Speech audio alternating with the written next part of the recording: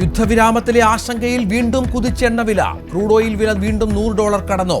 കൂടിയത് ട്രംപിന്റെ വെടിനിർത്തൽ പ്രഖ്യാപനത്തോടെ. ഇന്നലെ $90 താഴ്ന്ന വില.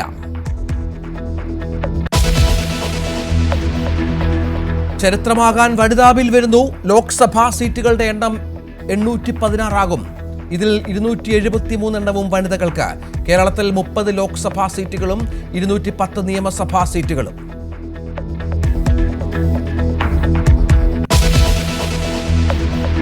പള്ളിത്തർക്കത്തിൽ ഹൈക്കോടതി വിധി ഇന്ന്. യാക്കോബായ സഭ ഓർത്തഡോക്സ് സഭയ്ക്ക് കൈമാറേണ്ട 6 പള്ളികളുടെ കാര്യത്തിൽ വിധി പറയും.